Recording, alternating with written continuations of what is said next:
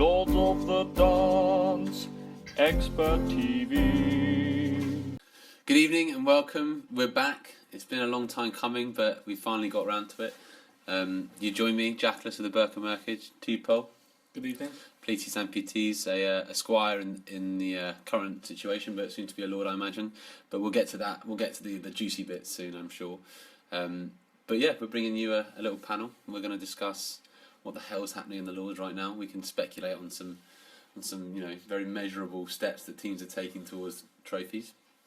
Who's in the mix and whatnot.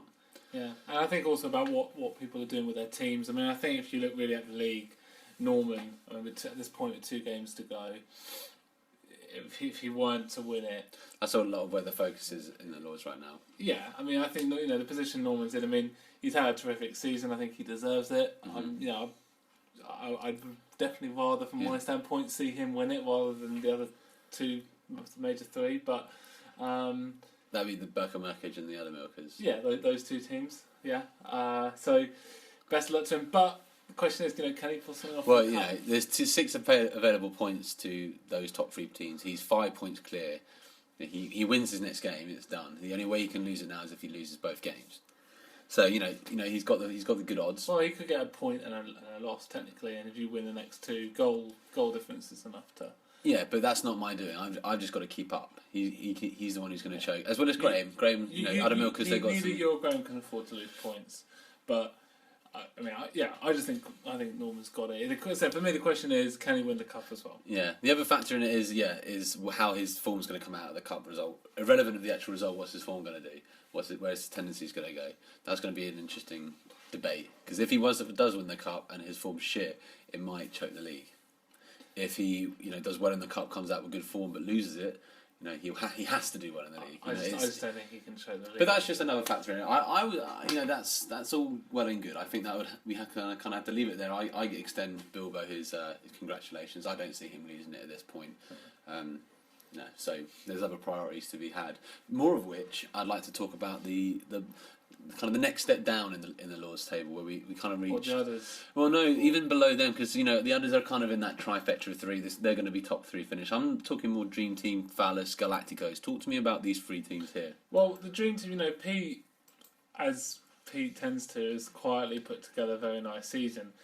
Quietly got a fairly decent team coming through as well. I mean, a few of those players on quite admirable skill pass, and you see some attributes going about as well. But it's a lot better than it looked, say, 2-3 seasons ago. Oh yeah, and he's still. I think even Pete would be the first to admit his strength maybe isn't as strong as they could be, and he hasn't got. And that's probably why he's not in the top 3. That is probably what's holding him back. Quiet's the intrinsic word. He's just gone about his business. Yeah. He's not really fussed it because But it's not a track record he holds. I look at his team. They're not necessarily. I mean, you compare them to Biscuit, Bear Braps, Larry. It's not a whole lot that different. You know what I mean? So I'll give Pete the credit for being where he is and not down there.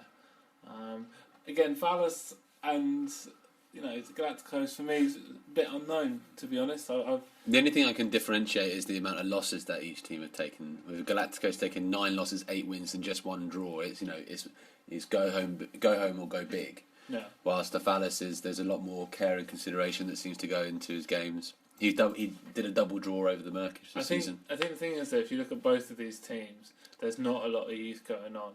I mean, the Phallus, they've got a goalkeeper who I'm aware of. Yeah.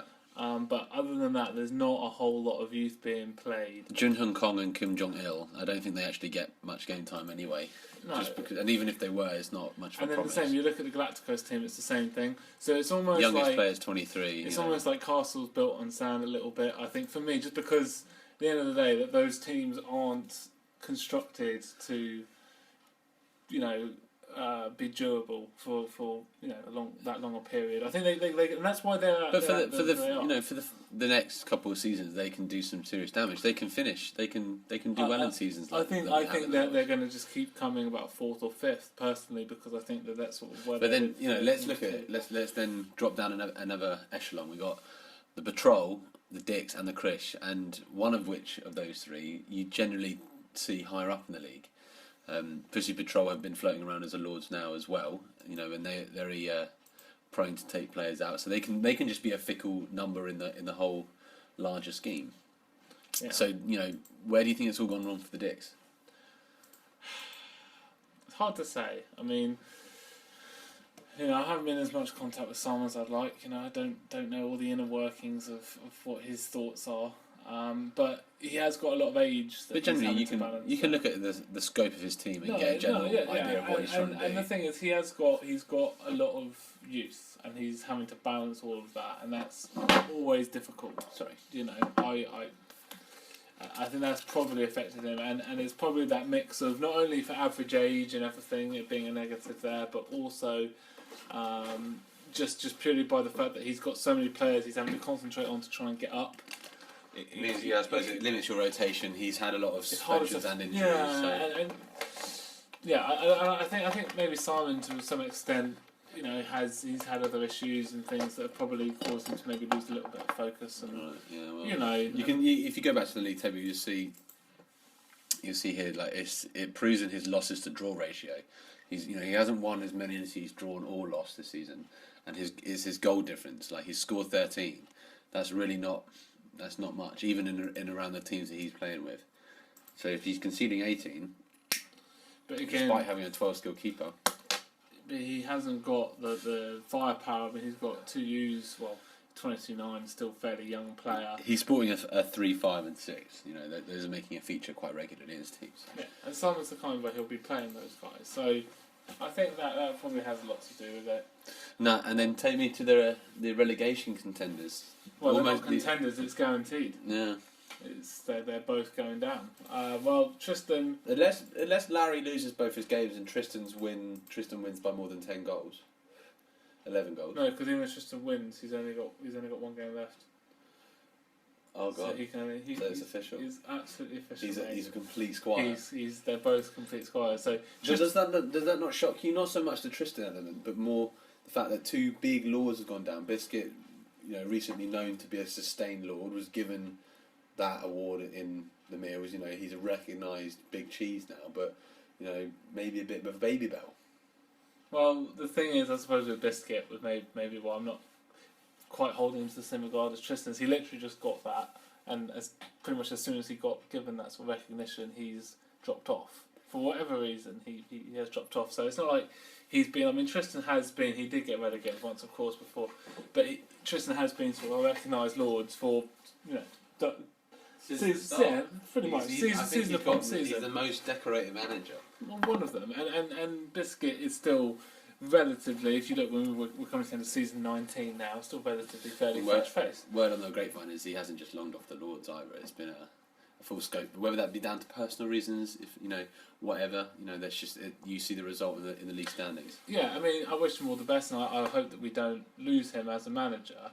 I think that we'll be worse off as a league if we didn't have that that team here and that personality. Home anathema, to start. Well, not only just the team, but the personality and the wisdom that goes into all of it. I think we would be lacking there, but at the same time, it shows that the Lords isn't a league you can kind of take your eye off the ball on. You kind of need to have your mind there. You need to be focused.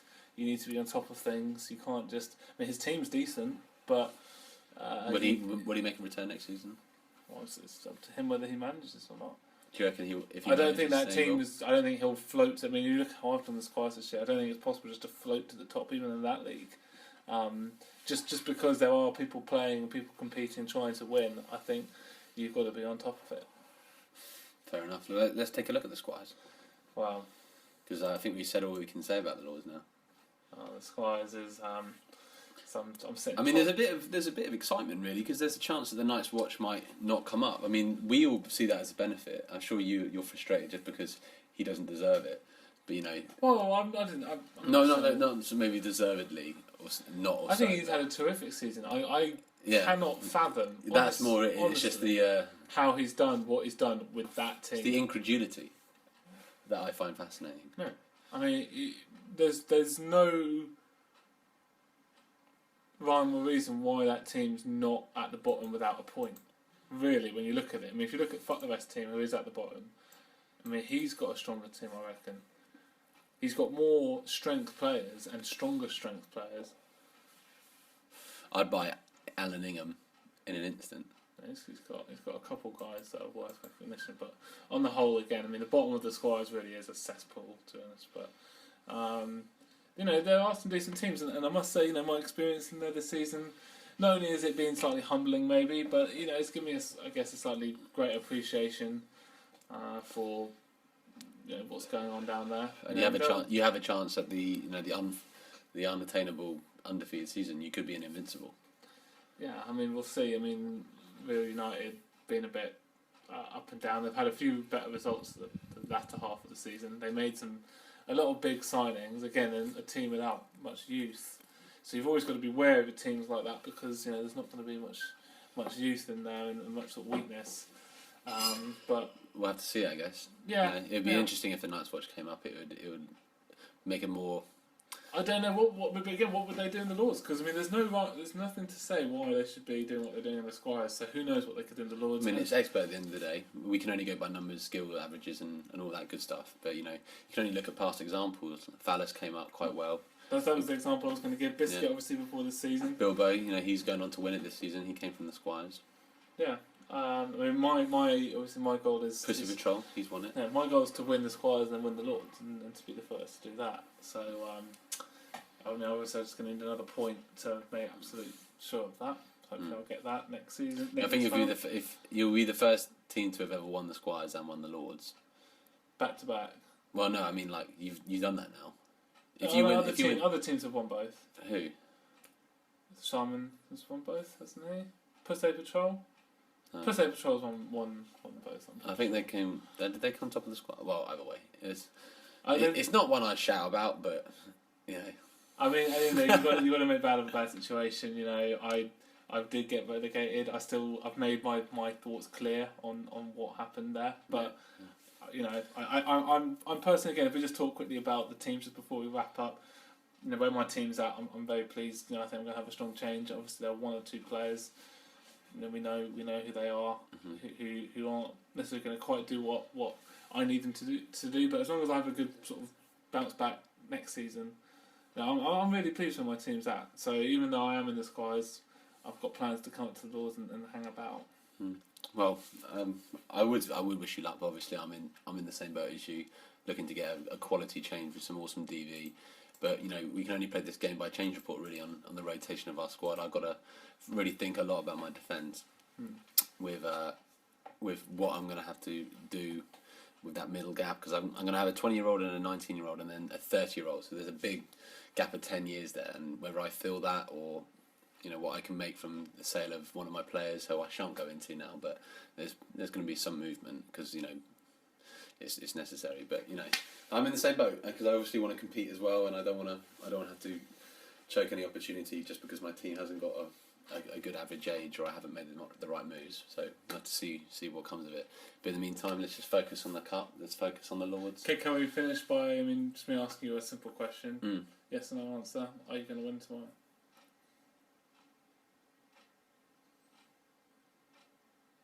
The cup or the game? The cup. Will in this time in 24 hours will you be?